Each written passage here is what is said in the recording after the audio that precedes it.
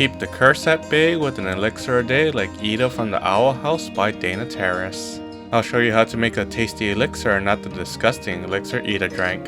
First, you'll need a sphere-shaped bottle to hold the elixir in. For the shape and cost effectiveness, I went with Martinelli's apple juice.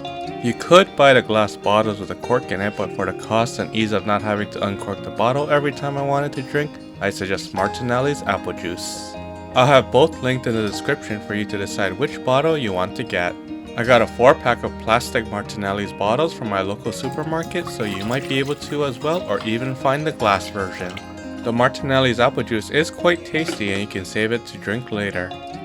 You can make the elixir for yourself for an Owl House marathon or as a party drink for friends and or family to enjoy while watching as well. Warning, if you haven't watched all the episodes of the Owl House yet, there are some spoilers from various episodes that you'll see in this video.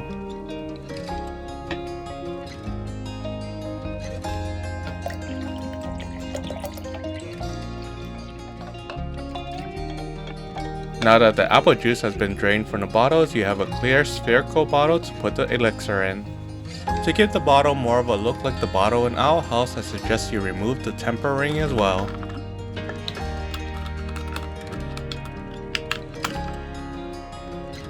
After you remove the ring, you can use a quick dry brown colored pen to color the cap to give it the color of a cork which seals the bottle. See how coloring the cap makes a difference in appearance? To fill the bottle with the elixir, I suggest you use a funnel to make it easier when putting in the liquid which has a wider mouth than the bottles. Dana never gave a recipe for the elixir like she did with apple blood, so honestly the elixir can be anything you want it to be as long as it's similar in color to the elixir in the show, an orange-yellow color. For this recipe I used orange juice, but you can use anything similar in color like pineapple juice, Tang, or Sunny D for example. You're going to fill the bottle nearly to the top.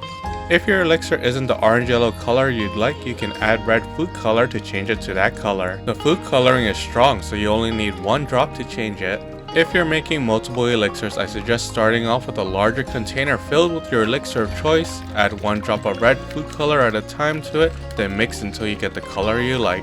As this is a Boiling Isles elixir, it needs to have a certain shine to it, which is where edible glitter comes in to give you that razzle dazzle. While it won't make the elixir shine like it does on the TV show, it will give you a certain shine when it's hit by a light source. You can keep adding glitter to the elixir until it gives you the shine you like. When adding glitter, I suggest doing it in individual elixir bottles as it'll be harder to see the right amount of glitter in a larger container. It's a little hard to see in this video, but it does have a shine to it after adding the glitter which sparkles here and there. As I said earlier, the elixir can be anything you want it to be, including an alcoholic drink for wine moms and dads.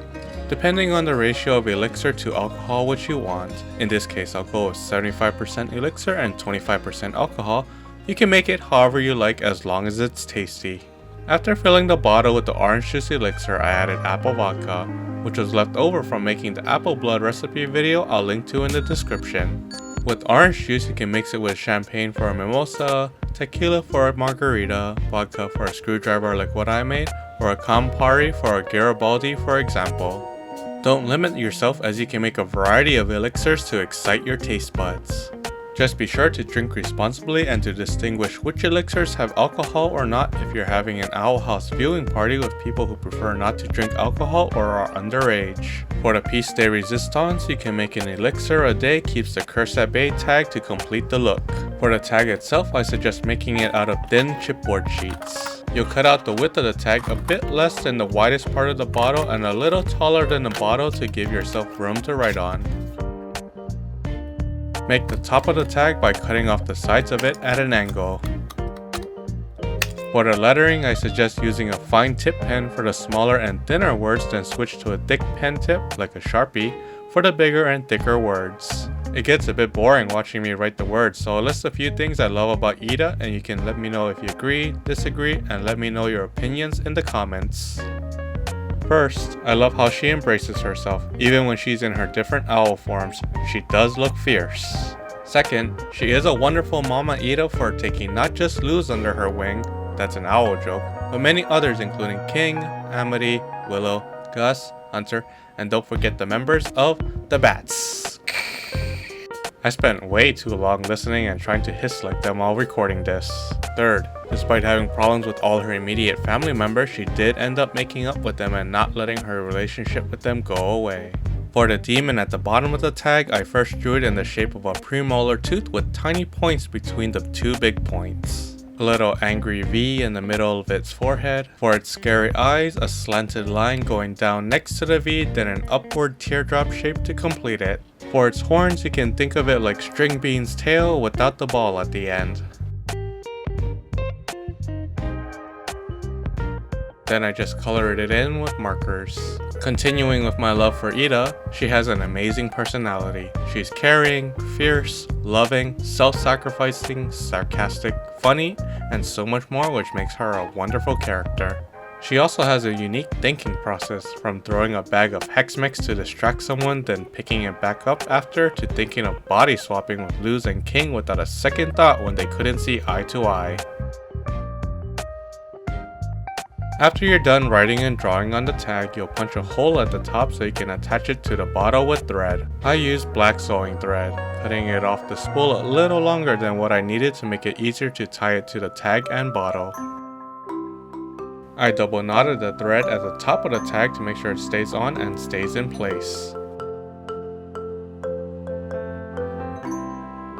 I repeated the double knot under the neck ring of the bottle. After making sure the tag is securely attached to the bottle, I cut off the excess thread to make it look nice. You have now completed making your elixir to keep the curse at bay. Here's the recipe for my version of the elixir. A round bottle of Martinelli's apple juice, orange juice, edible glitter, red food color, and for all you wine moms and dads, apple vodka. Links to buy the ingredients to make your own elixir are in the description. Hope you enjoy making it like I did, and if you enjoyed this video, don't forget to like, comment, and subscribe. Thank you!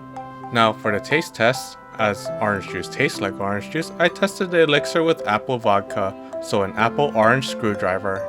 Quite tasty, as you get a sweet citrus flavor from the orange juice, which is mellowed out and made smooth from the apple vodka with a hint of alcohol. Again, you can make the elixir however you like, as there is no set recipe, alcoholic or not, as long as you keep the orange-yellow color of it. So have fun, experiment, and enjoy the flavor. Here's a bonus crafting you could do. Separate the tag along the top squiggle line in a jagged shape to match how King found the tag when he took it from Ida to bring it to Luz, which was made whole later in the episode.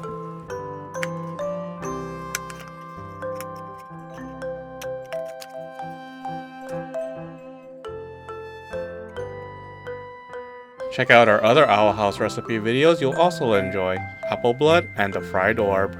Don't forget to follow Dana Terrace, the creator of the Owl House, on social media to see more of her wonderful art and future projects. Until the next Owl House recipe, bye!